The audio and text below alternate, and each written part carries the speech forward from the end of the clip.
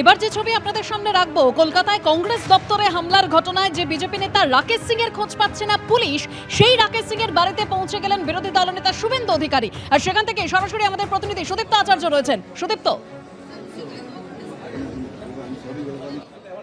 একদমই রাকেশ সিং এর আলিপুরের অরফ্যানগঞ্জ রোডের বাড়ি, এবং এখানে কিছুক্ষণ আগে রাজ্যের বিরোধী দলনেতা শুভেন্দু অধিকারী এসে পৌঁছান। আমরা জানি যে কিছুদিন আগে, দিন কয়েক আগে, কংগ্রেসের যে সদর দপ্তর রয়েছে রাজ্যের, সেই কংগ্রেস অফিসে ভাঙচুরের ব্যাপারে রাকেশ সিং এর বিরুদ্ধে অভিযোগ রয়েছে, এবং কলকাতা পুলিশের তরফ থেকে যেটা বলা হচ্ছে যে রাকেশ সিংকে খুঁজে পাওয়া যাচ্ছে না। উল্টো দিকে গতকাল কিন্তু এবিপি আনন্দের ক্যামেরার সামনে রাকেশ সিং তার বক্তব্য দিয়েছেন, এবং তারপর আজকে রাকেশ সিং এর ছেলেকে কিন্তু কলকাতা পুলিশ গ্রেপ্তার করেছেন, এবং তারপর রাজ্যের বিরোধী দলনেতা শুভেন্দু অধিকারী এবং বিজেপি নেতা অর্জুন সিং তারা কিন্তু এসে পৌঁছান রাকেশ সিং এর বাড়িতে, এবং তার পরিবারের সঙ্গে তারা কথা বলা শুরু করেছেন। আমার সহকর্মী রোজারিও সেই ছবি দেখাচ্ছেন যে একদিকে রয়েছেন শুভেন্দু অধিকারী, রয়েছেন অন্যান্য বিজেপি নেতারা রয়েছেন, অর্জুন সিং রয়েছেন, এবং তারা পরিবারের যারা সদস্য তাদের সঙ্গে কথা বলছেন, এবং যেটা বলছেন যে রাকেশ সিং এর ছেলেকে যেভাবে গ্রেপ্তার করা হয়েছে তার প্রতিবাদেই কিন্তু তারা এখানে এসছেন এবং পরিবারের পাশে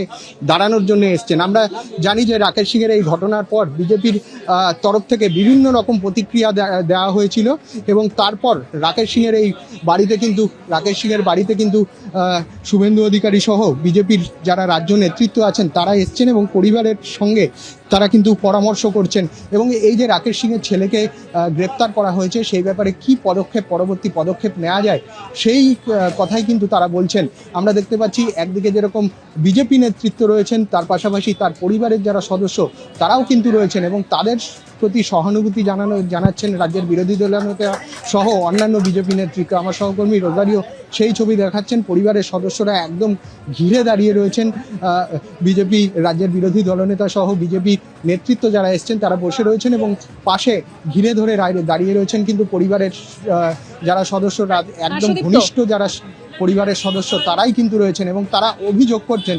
আমরা জানি রাকেশ সিং কিন্তু দিন দুয়েক আগে একটা ফেসবুকে লাইভ করেছিলেন, এবং ফেসবুকে তিনি দিয়েছিলেন তার বাড়ির সামনে পুলিশ আসছে তদন্তের জন্য, এবং তারপর বিরোধী দলনেতা সহ অন্য সেই ছবি আমরা দেখতে পাচ্ছি যে রাকেশ সিং এর খোঁজ পুলিশ পাচ্ছে না, সেই রাকেশ সিং এর বাড়িতে পৌঁছে গিয়েছেন বিরোধী দলনেতা শুভেন্দু অধিকারী, সঙ্গে সেখানে অর্জুন সিং রয়েছেন, শঙ্কুদেব পান্ডা রয়েছেন, কথা বলছেন পরিবারের সঙ্গে। রাজ্যের বিরুদ্ধে চিড়িয়াখানার জমি বাণিজ্যিকভাবে ব্যবহারের অভিযোগ, হাইকোর্টে মামলা। হিটকোর্ট ডাকা টেন্ডার প্রক্রিয়ার উপর অন্তর্বর্তী স্থগিতাদেশ বিচারপতি সুজয় পালের ডিভিশন বেঞ্চের। কাল টেন্ডার খোলার কথা ছিল। চিড়িয়াখানার প্রায় 166 কাঠা জমি বাণিজ্যিক কাজের জন্য ব্যবহার করতে চায় পুরসভা বলে অভিযোগ ওই জমির মালিক, চিড়িয়াখানার কর্তৃপক্ষ বলে দাবি মামলায়।